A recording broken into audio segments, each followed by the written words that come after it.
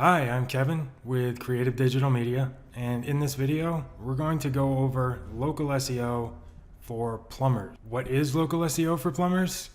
Excellent question. Local SEO for plumbers, or for anyone for that matter, is the process of optimizing your website and your presence online so that you show up in Google's search results for localized searches, or searches in your general vicinity that involve the keywords your business is targeting. To show you that I know what I'm talking about, this is the search results for Phoenix Digital Marketing Agency. I happen to own a digital marketing agency in Phoenix, Arizona, and this is it at the top of Google's map pack. So how does local SEO differ from organic SEO? The primary difference being that local SEO involves a specific geographic area, whereas regular SEO doesn't.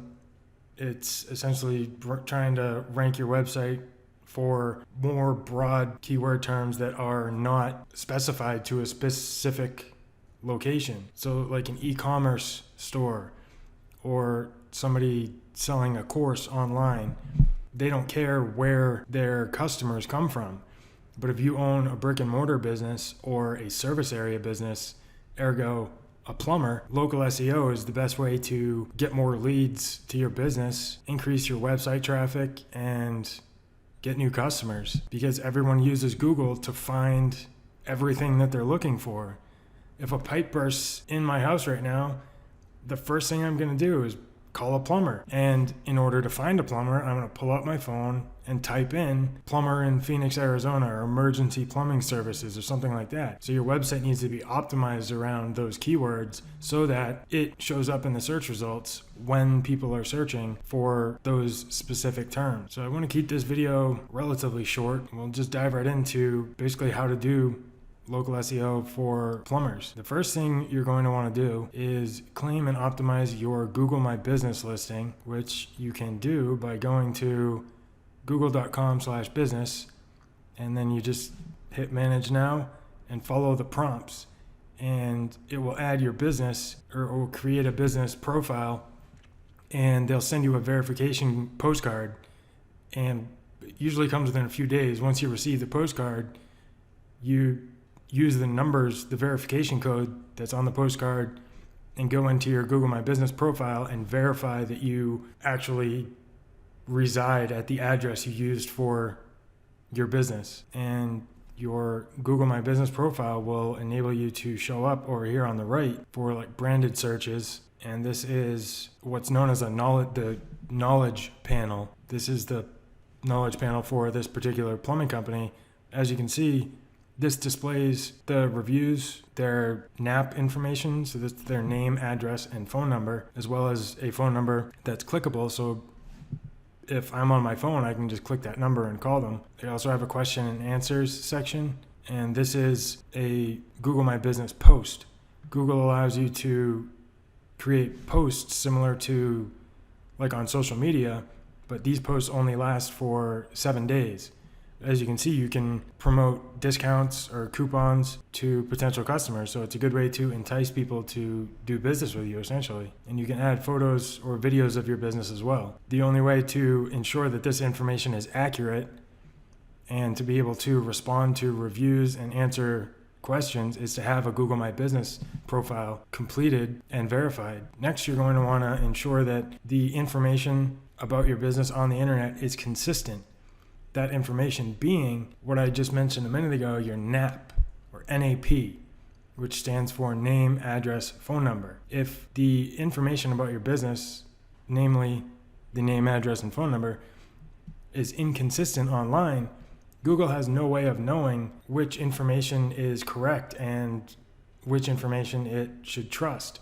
So by claiming your Google My Business listing and then adding that name, address, and phone number to other directories and business listing websites to ensure that it's consistent across multiple channels will give Google more confidence in recommending your business or showing your business in the search results. This is a tool by Moz, an SEO company, that enables you to basically check the consistency of your N.A.P information online. If you just go to moz.com/local/search, you type in your business name, it should pop out with the address and stuff, or you just put in your name and then the zip code, and it will tell you how consistent your N.A.P information is online. So for this plumbing company, their N.A.P information is only 22% complete. They don't have any inconsistent or duplicate listings, but they have a lot of incomplete. So filling these out would significantly improve their business listing. If you click on the incomplete, you can see exactly which sites you're listed on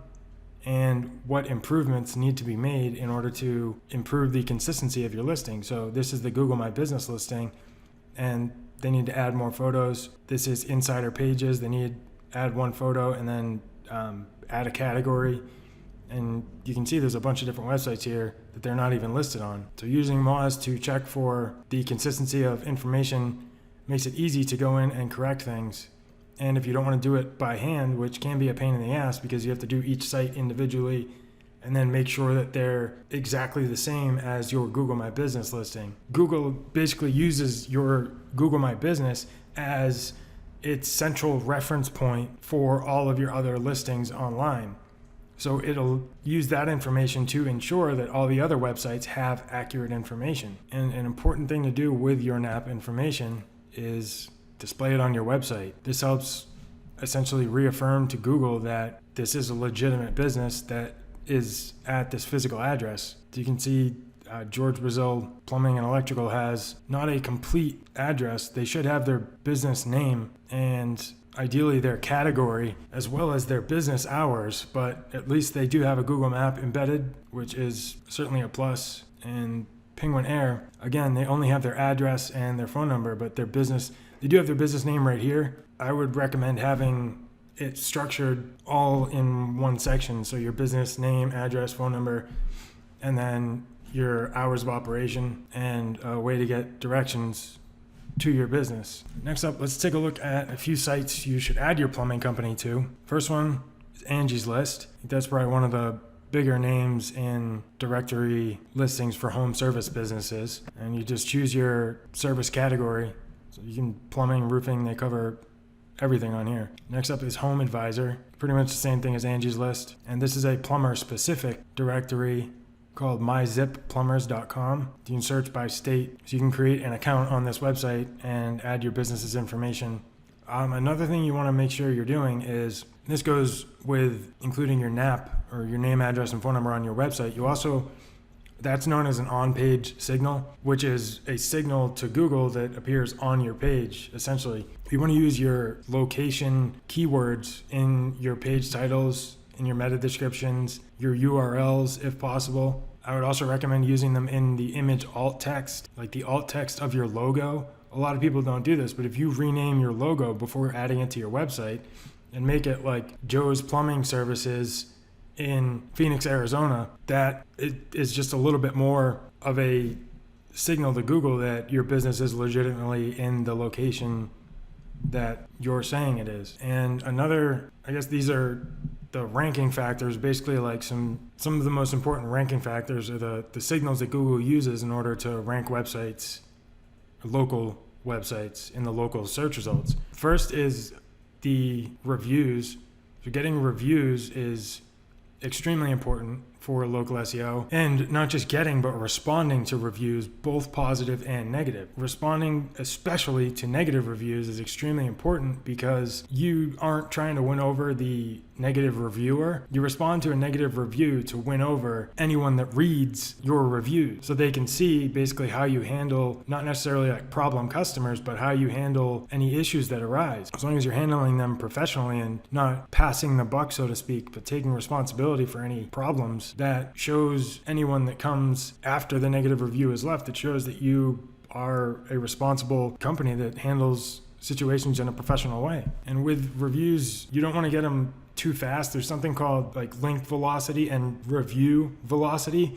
And that essentially refers to how quickly you're getting reviews. So if you have 10 reviews and then in 5 days you get 100 reviews, it's pretty obvious what's going on, that you've purchased reviews essentially, because there is places that you can go online and buy fake reviews basically. Getting legitimate reviews from real customers is very important. And it's easy to do. You can create a link and just send it to your customers and ask them to leave you a honest review. The same principle, the velocity, applies to links. Links send a signal to Google that your website is trustworthy and is providing valuable content on a particular page. If you have no links going to a page and then a few days later there's 100 links, that's really obvious what's going on, and Google can penalize your website. So acquiring backlinks organically through reaching out to bloggers, like local bloggers or news sites, and doing press releases and getting links back to your website from news organizations can also create valuable assets, essentially, like a infographic about a particular topic, or you could embed a calculator on your website or some sort of free tool that people like using and linking to as a free resource. That's an easy way to acquire links organically. And the last two things are behavioral signals and social signals. Behavioral signals being the click-through rate on your snippets, which these are essentially snippets. If your website is listed on the front page and no one ever clicks through to your website, then Google's not going to continue showing your website on the first page. So optimizing your title tag and your meta description, this being your title tag, this being your title, and this being your meta description, optimizing both of those to entice or encourage people to click through sends signals to Google that, or your snippet or your website should appear higher in the search results because users are engaging with it. And these links down here at the bottom of this snippet are from schema markup, which is very important for local SEO because it helps tell Google what your web pages are about and what certain aspects on your web page are about. For example, the N.A.P information that we looked at on a few websites, using schema markup will basically tell Google that your N.A.P information is there and that it's structured properly. Social signals are basically your activity on social media, interacting and engaging with your audience, and how often your audience shares your content with other people. So the more active and engaged you are on social media, the stronger signals that sends to Google. And it doesn't play a major role in your rankings, but it does play a role in getting your website on the first page of Google. So that is it for local SEO for plumbers. I hope you enjoyed this video. If you got some value out of it, let me know with a thumbs up or subscribe to the channel. Thank you for watching and have a great day.